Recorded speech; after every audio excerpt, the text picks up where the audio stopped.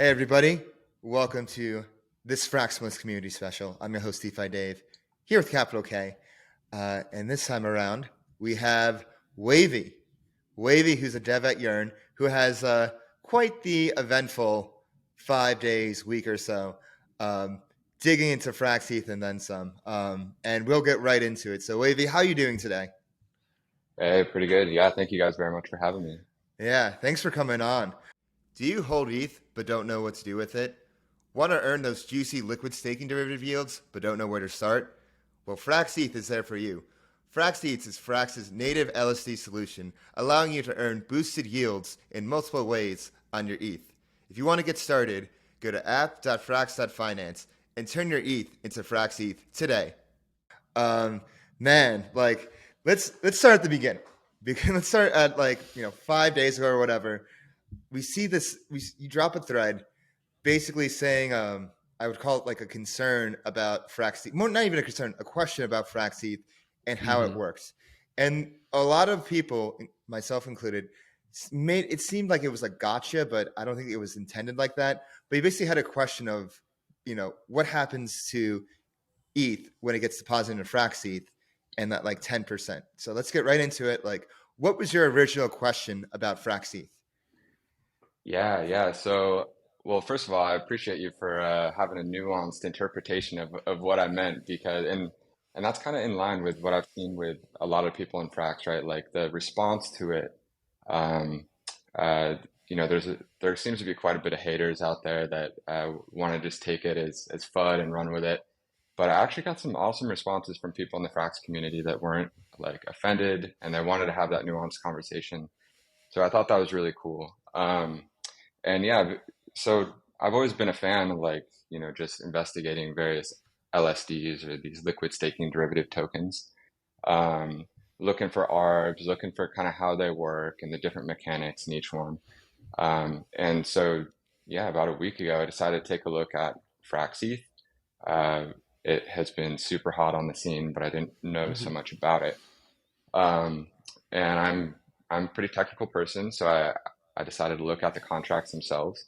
And yeah, one of the first things I noticed was this uh, kind of this withholding parameter, right? That specified 10% of every deposit of ETH gets quote withheld. And so was digging into that a little bit, found that this amount gets extracted by a multisig and then farming on Curve. And I'm vaguely like familiar with some of the stuff that Frax does, so it wasn't like a red flag to me, but it was pretty interesting just from like a risk profiles perspective that users should kind of know the flow of the assets that they're depositing and then what kind of risks they're exposed to. And so that's kind of where my mind was when I put the original thread out. I Mhm. checked the docs. I couldn't find anything about this 10%. Um, but there, as people pointed out, there was a note in the docs about it, a couple sentences on it. So Mhm. um, so yeah, I thought like, hey, this is something that is, they don't go into so much detail, but I wanted to write about sort of how the system works. Now, Yeah. yeah, I'm sorry, I won't go on too much longer, but I will say that I made a mistake. I did say, quote, that there was a hidden fee. Um, and I think that was the language that kind of Hmm. stirred the pot a little bit. And Yeah. yeah, I'll let you. And it wasn't even like a, well, yeah, the hidden fee was, I guess that was what was incorrect. But basically, what you were commenting about wasn't really a fee at all. It's what, the fraxETH AMO does with the ETH collateral. I mean, ETH, but I mean, not even collateral, ETH that's taken. And like the fee where that kind of confusion comes from is from, with the SFraxETH yield. It's like, oh, 10%, gets taken, 2% goes into insurance fund, 8% supposed to go to VE holders. And that's where the confusion was. Yes. Yeah, and I eventually wound up deleting that because yeah, I was not proud of calling it a hidden fee because that's not what it is. Mm-hmm. What actually is happening, right, is that is 10% of user deposits that are not being staked on the beacon chain. So staked fraxETH is not getting that extra 10%, but a of course, as you guys know, it's getting outsized yields from other mechanisms. Hmm. So it's still very competitive. But that is, you know, looking back on it, that's kind of what I was trying to point out is like 10% of ETH2 staking yields is it's that 10% is idle capital not earning the staking Yeah. yields. And I want to correct myself before I say collateral. I meant to say deposits. I think it's very important to get the language right here so we don't like confuse people and stuff because For sure. every word like Exactly. definitely counts. But yeah, I like how you use the term like when you came with your new friend, it's like it's basically, withheld. Hmm. And I remember reading before like in the Frax Telegram about like how AMOs work because I feel like every day, even though I've been a part of Frax for so long, it's such a deep intricate protocol. Like you learn something new about it every day. And so I think like the best way to think of it is when like that ETH is paired to like FrxETH in the curve pool and somebody like goes to, withdrawal or trade. And like, let's say the pool gets lower, somebody trades for FrxETH for ETH. And then that FrxETH that's owned by the protocol gets burned. And I think that's like the main difference between that nuance of it, like the protocol burning it rather than a person like just taking like the FrxETH and it's like runaway inflating. Like that's like the main difference we see here between like, Yes. and that's where a lot of confusion happens. But like that's basically how the AMO works. It's like Frax is using like its tools at its disposal for people to basically get out of FrxETH one to one. Yeah, And we for did, sure. yeah. Did I say that right? Yeah. I think there's like a distinction that we want to draw between redeeming. Like I, s- I mentioned the word redeeming to Mm-hmm. to mean like uh, burning your stake FrxETH to redeem ETH back from the beacon chain Mm-hmm. versus withdrawing, which I would consider like a pool, like an action against the LP pool.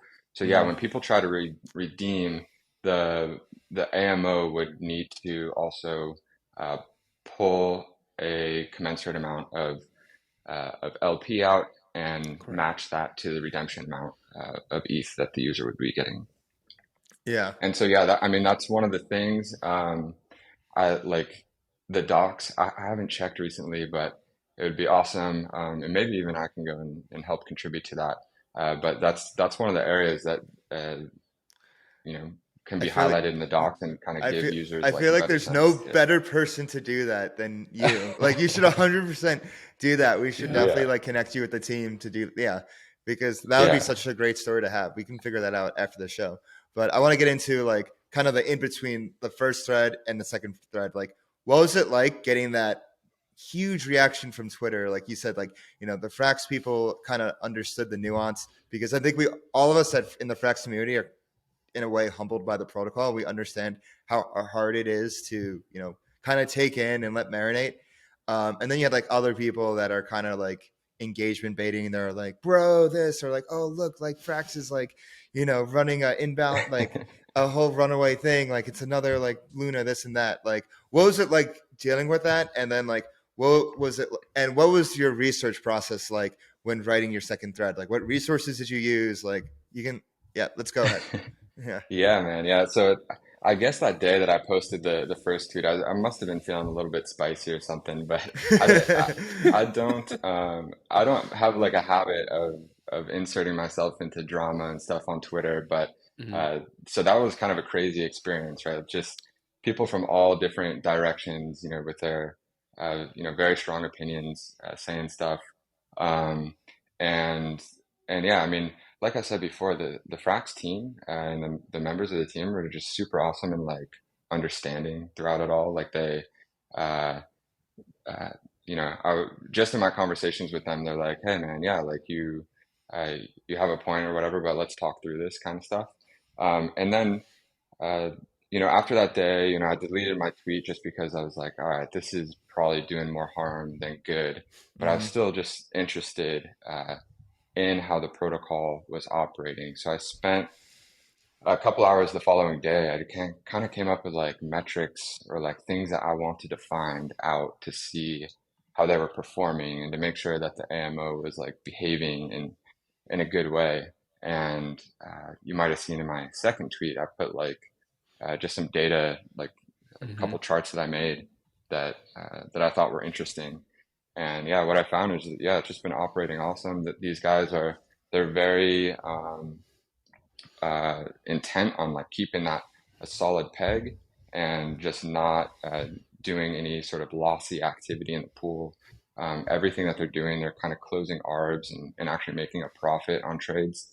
And one of my charts in there showed that there was a net like positive slippage. Yeah. And And let's we have the thread right here. Let's get right into it.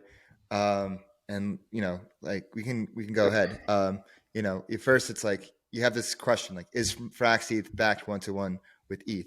And then you go in like, oh, previously was a gotcha, this and that. But so this first part right here, can you kind of like summarize what's going on here? yeah. So this is kind of, at least in the image, right? That's sort of the flow from the point where a user deposits their ETH and where that ETH is going. So 90% of it gets sent to the beacon chain for staking. 10% goes into that AMO. The AMO then mints an additional FrxETH for every 1 ETH and deposits it into the LP. And at this point, this is what I think is like tricking people's brains, is that this FrxETH is minted out of thin air. And yes, it does sound bad and it makes it sound like it's unbacked.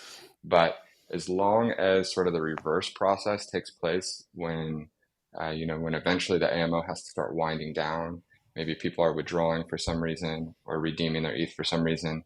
As long as that reverse process takes place, the protocol is solvent and everything should work fine. And the reason they do this, of course, is to like ramp up their yield farming and the protocol's position in the pool. So the bigger the protocol's position in that pool, the more kind of like power they can exert and the more profit they're earning. It's kind of this flywheel effect that they're generating farming We rewards. love the flywheel here. Yeah, exactly. Generating those rewards and then just giving them back to LPs and CRV users through bribes. I think you bring up a really good point. When you said, the AMO will have to be able to like withdraw and wind down if a user like wants to either redeem or swap for ETH. And I think this is what makes AMOs. Not only can they scale up effectively, they can also scale down effectively as well. And that's what makes Frax and AMOs and everything that they're doing sustainable. Because a lot of times people are like up only. A lot of people only think up only, but they never think of like, oh, like how do we scale down? And like that's what Frax has done so right since the beginning. Yep. And if you think about it, right, there's like, and I tried to highlight this somewhere in that thread, which is this idea, right? If people start pulling their ETH out of that pool to such a degree that there's like a really lopsided pool and there's a bunch of FrxETH in there. So essentially, if it's losing peg, right? In that scenario, the AMO has a lot of power because if they take this FrxETH out at a discount, they're basically purchasing back the debt that they owe. So that debt they're buying back at a discount, and the margin there is the profit that they're making. So even if the pool gets out of whack, out of balance, the system stands to gain from that. Wait, can we? I'm a little confused there. Can we break that down for a sec? So let's say the pool's in balance. Let's say it's like 80% FrxETH, 20% ETH. Yes. So what happens next?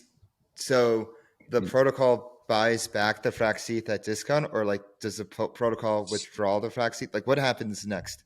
Yeah. So at this point, right, there's a big gap there. There's an arb to be had.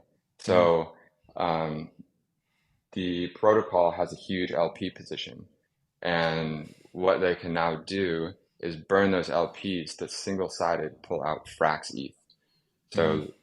So they have a bunch of FrxETH debt on the books right now because they have minted them out of thin air, as we talked about before. But now they can basically buy that debt back by burning LPs for Right. FrxETH at a discount. Oh, so they withdraw the LP, Yes. single-sided FrxETH, and then they pay Yes. back the debt, and Yeah. so at a at a lower rate. Yeah. Wow. Oh, that's pretty. Yeah. Okay, I get that. So Yeah. that That's So they're means the actually ETH, making money. yeah, the ETH in the beacon chain or the ETH being staked is now belongs to the protocol because they paid off the FrxETH debt that was against that staked ETH. Right. Well, mm, I would say that like basically this debt that they created out of thin air on their Mm-hmm. entry into the pool, they're now on the flip side, they're exiting the pool, but they are burning that FrxETH at a discount. So like at the end of the day, they have burned the same amount of shares that they've minted, but they wind up with a profit because they have balanced the curve pool, and end up with more LPs. So, So it's a hard concept, but oh, yeah. so what they're gaining profit in is in they have more LP tokens basically than before. Yes, yeah, and by nature, I mean, you guys of course know this, but like uh, in AMMs, the curve pool is a great example, right? Like you get a bonus. You can think of it as a bonus or a profit for Mm-hmm. balancing the pool. So if ever the Hmm. pool is out of whack Yep. and you bring it back into balance, then you get a nice profit. But on the flip side, right, if you do something that takes it out of balance, which in our scenario was these ETH LPs that are trying to exit or people swapping against the pool, Right. they're willing to exit at a loss. So those guys take the loss, and then Frax can close the ARB and make a profit. That's quite clever. Okay. Yeah. Mm-hmm. Mm-hmm. Yeah, thanks for clearing that up. All right, so now we're at this part of the thread. We have ammo. Yeah, I like how you track the profitability with that graph there. Yeah, Talking to and Mr. Frax right here. Yeah, He does that every week. We were doing this before. yeah, Look, it's you very even have clear. yeah, the and curve. Yeah, go and ahead. that's kind of that's what I wanted to measure, right? Because like one of the things that was going through my mind the day, like I mentioned to you guys, I was like, okay, I got these ideas for metrics in my head, like let's go get some data. And one of the things I had in mind, I was like, okay, if this AMO is behaving like in bad faith, one thing that they can do is just mint a shitload of FrxETH, and then shove it into the pool at a loss so that they can Mm-hmm. jack up like their position in the pool and earn more farming rewards. But of course, Mm-hmm. they would be taking a loss on that. Um, and that would be kind of at the expense of the full backing in order to Mm-hmm. jack up their farming rewards. But so that was one of the things I was really curious to look at. I was like, okay, are they doing this? Like this is a really convoluted like system. Like are they doing this behind the scenes? And the answer was no. Like they've been acting in good faith, like only depositing when like in a manner that is balancing the pool. They're keeping that peg, and I looked at every single one of their pool interactions, and that was the case. So it's actually like a really good job they've been doing. Nice, and you literally just checked the chain. You literally just like went to Yep, the Etherscan I love that. contracts, or I'm not a dev, but Yeah. you are. So like, where'd you go to check this?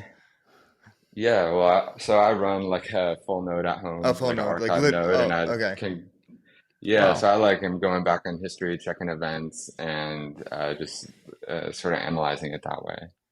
Oh wow, But yeah, full node. Yeah. yeah, so we at Urine, right, we're like a Python shop, and so we're using tools like Brownie and Ape, Mm-hmm. and Hmm. so I'm just kind of scripting up what I want to look at. Wow. Yeah, Nice. I just love that. Like you're a member in the DeFi community, not even particularly the Frax community, but you kind of took Hmm. the time to educate yourself and fight the FUD and actually check the chain in a really, really deep and robust way. And I love that. And you're able to do that. Like you're able to fact check the Frax at any moment you want Yeah. it. And I And, love Yeah, that. man, yeah, that's the it's power like of Ethereum. yeah, Yeah. and it's kind of like they say on Twitter, if you ever want to know the answer to something, just say the wrong thing, and then you just have immediately 10 replies of the right thing, and you kind of did that. Like, It's so maybe you true, weren't trying man. to It's do so that. true. So true. Maybe you weren't trying to Yeah. do that, but that's what ended up happening. And we got this kind of great story out of it, because it like forced you to like investigate further. And then from your investigation, it helped educate everybody in the Frax community, everybody in the Wire DeFi community about how this AMO worked. Like, even being on this episode today, hosting it, like, I learned something about the FrxETH AMO, and I've been, looking at this since the beginning back in like the summer and whatnot. Yep. Yeah, for sure. Yeah, no, Um, you're totally right. I mean, I think it's we work in an awesome space, right? That we Mm-hmm. have the tools to do this. There's no black boxes. Everything is on chain and searchable. And yeah, I mean, really, what it is an audit. And yeah, the Yep. beauty is that anybody can audit these protocols. So, um, exactly. yeah, it's The power of Ethereum. Yeah. Do you have yeah. any like final thoughts, or did you ever did you look into? Are you curious about looking into other parts of the Frax protocol, or what else have you like learned, concluded, or like has this like stoked your curiosity in other ways? Yeah. Well, one thing with Frax, like I think the system is super awesome, right? Um, right now, I know FrxETH in particular is a very new product, and I can totally relate to the guys building it, right? Like you're trying to get it out the door um, and do everything that you can to just like get this product going because it's such a good idea. I would like to see like in the future some smart contracts that sort of enforce rules around this AMO behavior because right now the AMO is just kind of a multi-sig. And Mm-hmm. while they've been doing a Mm-hmm. good job, I think the protocol could stand to benefit just from removing that trust and like having certain parameters that are enforced in code and allow it to work that way. And I actually spoke with the team on that, and I mean, it sounds like that's in their roadmap, so I'm excited to see that. Um, but otherwise, yeah, I mean, I haven't looked into, obviously, this is all about FrxETH, but Frax itself, I believe they're already doing that, smart contract uh, encoded sort of rules around how the AMO behaves. Uh, so, Mm-hmm. so I'm sure there's some prior work that they can borrow from there. Um, but, Yeah. but yeah, I would like to look and see how Frax works.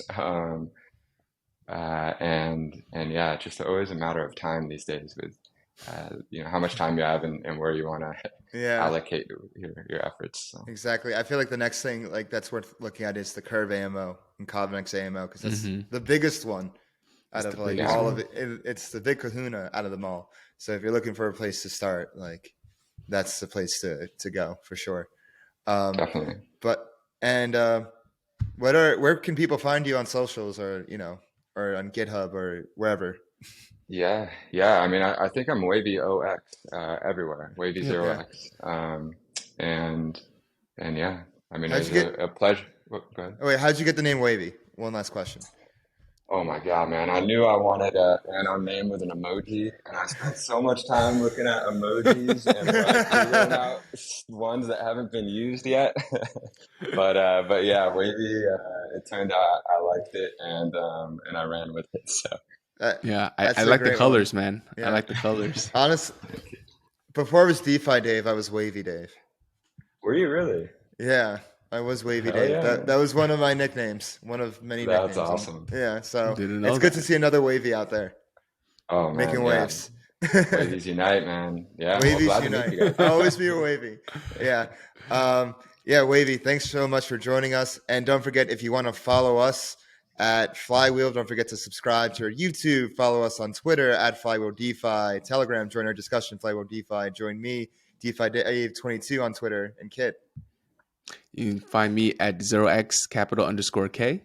And Wavy, thank you for coming on this Fraxman special. Thanks for the invite, guys. Peace. Everything said on this episode is not financial or tax advice. This channel is strictly for educational purposes and is not an investment advice or solicitation to buy or sell any assets or to make any financial decisions. This video is not tax advice whatsoever. Please talk to your accountant and do your own research.